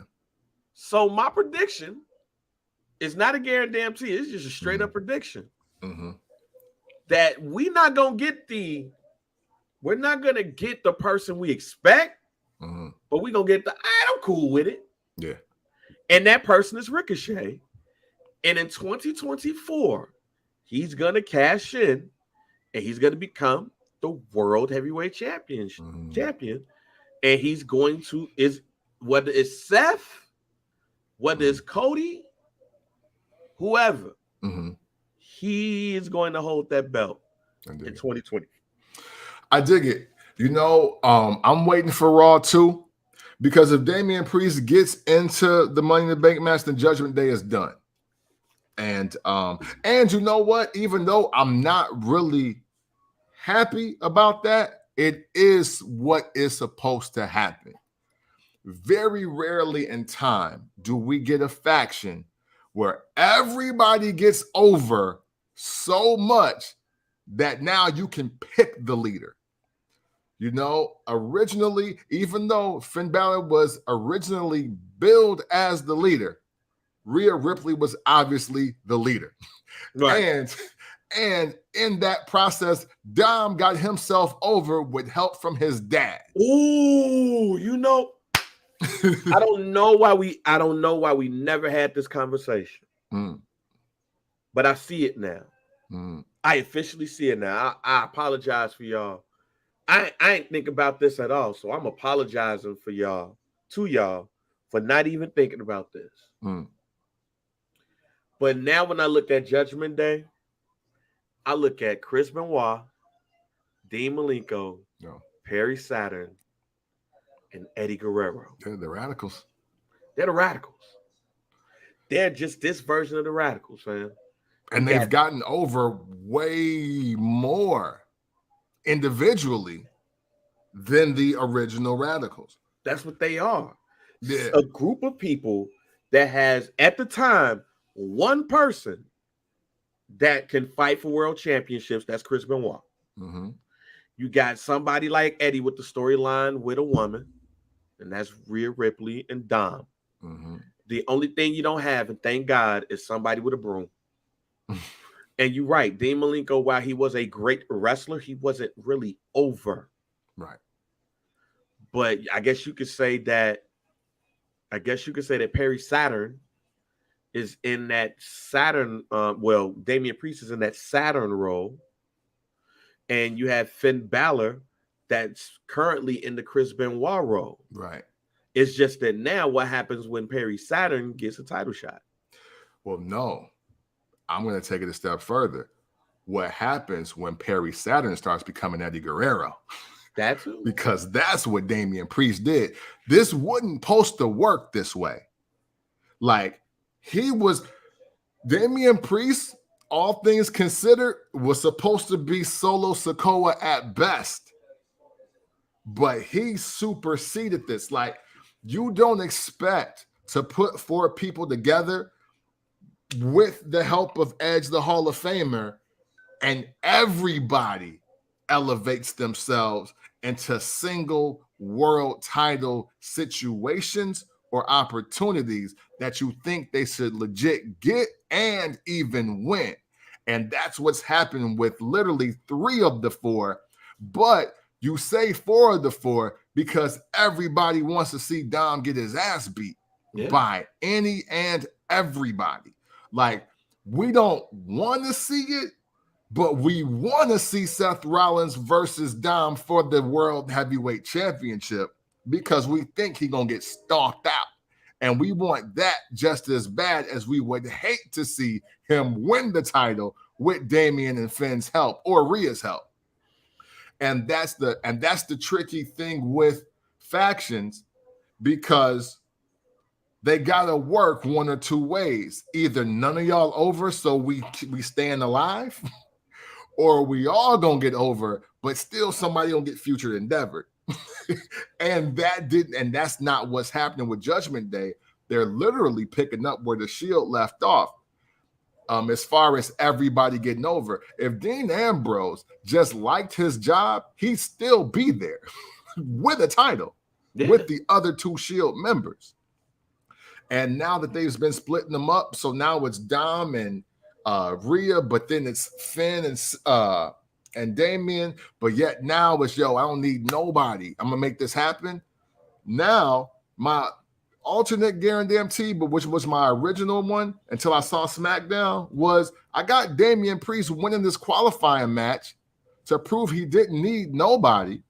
And even though I believe Judgment Day will help him win Money in the Bank, he's going to start separating himself to prove that he can do it by himself, because he's still trying to get the stench off of losing to an artist at WrestleMania Backlash. The thing is, from a wrestling standpoint, Damian Priest has proved a lot. He's proved like, you know what? I might be main event ready. But the problem is his record doesn't reflect it, and he's a part of the Judgment Day. I can see him taking the stance of, man, I'm 6'5" and Puerto Rican. What I need anybody for? And with that being said, he can still go on a super heel run. Finn Balor's already in the shadows of SmackDown trying to recruit the other Irish homie or English. I forgot where he's from. I'm not trying to be disrespectful. JD McDonough. Yes, JD. So he's already recruiting the next group of people, because I do think Judgment Day is going to get a remix, but it's going to be Finn Balor and 3 other people. I don't even see Rhea and Dom being in it, but when this is all said and done. And that's why I use the Radicals. Because at some point in the Radicals, they went from being a group to, hey, man, we just a group by name, because everybody out here doing their own thing and shit. Yeah. Even if you look at the Nation of Domination, you know what I'm saying? Once Rock Contel proed that shit, you know what I'm saying? Godfather became a pimp. Yeah. Mark Henry started fucking hoes, and D-Lo was like, I'm from Lisbon, Portugal. And no way you're the leader of the faction when somebody else got a world title. You're just not. Like, hey, yo, y'all do y'all thing, man. Y'all gonna be like, Shaheen. Y'all Woo affiliates now. You're Judgment Day affiliates. You're not, you can't be in the 9 no more. You know what I'm saying? You're not in the 9, but you definitely 10. You know what I'm saying? You kill a priest. You know what I mean? Like, because so Finn has to start over with a new Judgment Day, and I can see that being his thing. Like, yo, I'm gonna get the new young men and or woman if they see one of the likes there and start Judgment Day over again. Because shoot, hey, he took Judgment Day from Edge, so it is his faction. It's just that everybody got more popping than him, but Finn became Finn again, and it makes sense. All right, man. So before we get out of here, for those who don't know, and we've talked about it on this pod before, but looks like we're about to start paying for Peacock. Yeah, I was very unfortunate, but on the 26th of June, so in about a week and a half, 2 weeks, Peacock will no longer be free with Infinity services. At that time, you'll get free sample of the programming. And if eligible, you'll have the option to resubscribe to Peacock Premium through a limited time offer. So Peacock is the home of the WWE Network. Sure. So my question to you is, are you going to be paying for Peacock? Oh, so I've been paying anyway. I don't have. Oh, you've been paying anyway. Oh yeah. Oh yeah. Yeah. And hey, but it was like, I might be speaking too soon. It was like only like $5 or $6 for me. Because when I subscribed to the network, the WWE network, I didn't have cable then. So they was like, yo, we'll shoot you a solid, Cam. Sign up now. I'll give you a free month or 2 or whatever it was. And it's only going to be $6. Because we know you only here for this. And I was like, oh, bet. Yeah, I don't give a fuck about what you got on there. But then Belair came on. Yeah, Belair came on. I love this. Belair came on like John Wick, I think, on there. Yeah, I don't like. You know what? I'm probably the only black person that don't really mess with John Wick like that. It's definitely a getaway shit. Because I be looking at each other like, yo, how y'all not dead? Like, yeah, man. What is going on? It's too much gunplay, man. John Wick can't fight. John Wick, like, yo. Okay, none of them niggas can fight then. Well, except this one nigga, the one blind nigga. Yeah, I think it's like 1 or 2. I seen they caught him up at the bar. I mean, at the club. They was about to give him a good old fashioned club beating. I was like, oh yeah, of course you got away. You can't, man. I don't like this. But why y'all out here with bulletproof suits, fam? Like, what is going on here? But nah, man, I'm glad that you said that. I got a decision to make. Oh yeah, man. I had a decision to make, fam. There's too many goddamn shits you gotta pay for. Yeah, I'm down. I'm up to like 5. But I will say Peacock is my cheapest one. I got the Hulu Plus joint, which is Hulu, Disney, and ESPN. That's like $15. Nigga, I gotta combine that shit now because I changed my shit all the way over to T-Mobile, and they was like, if you go with this plan, they know Hulu, and I was like, well, this plan's cheaper, so I'm gonna go with the Hulu. I don't need it, but I'm gonna combine it. You know what I'm saying? I mean, I got kids. Yeah, no, I know. I separated it, and it was. I mean, I was like, look, I paid extra $5, but I got 2 more apps. So HBO Max came with AT&T, so that's free. Well, Max now, I'm sorry. Yeah, Max.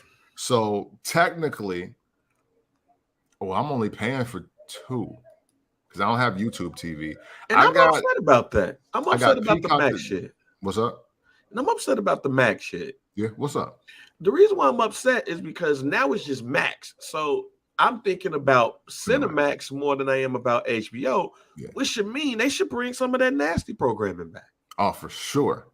Yeah, now I'm with you on that. When I got the email saying I signed up for Max, I was like, oh shoot, I get the this is the HBO Max. I clicked on the email too fast. I thought I was gonna see something else.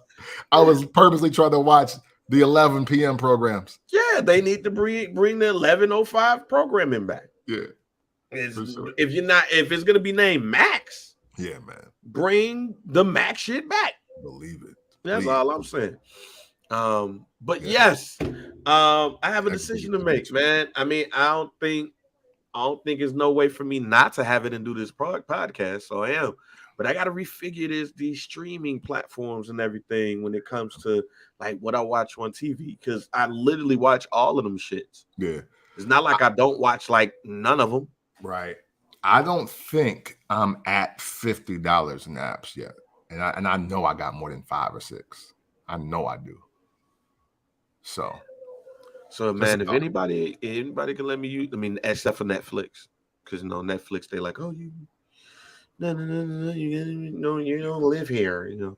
If anybody got a password, they can lend me, fam. Let me know. For sure, we'll work it out. All right, man. We did our guarantees. Yes, we did. Our guarantees. I hope mine comes true. So with Ricochet. Oh, no, that one. I think I want that one to come true. Okay. And the only reason why I say I think that's the one I want to come true, because Ricochet went through a lot during the pandemic. That's a fact. He went through a lot. That's a fact. He stood his ground. He went through a lot, fam. Yeah. Even though, man, I've been very critical of Ricochet over the last 3 years on this show, I will say that, man, he's lasted a lot longer than I thought he would. Mm-hmm. And now he's good for a few moments on any night.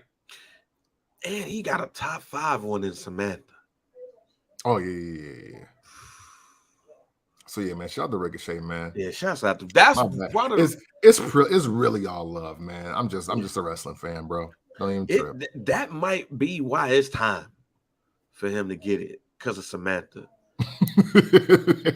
Hey, I mean, if nothing else, ain't nothing else. You get the man. Imagine if he wins Money in the Bank and her announcement. Yeah.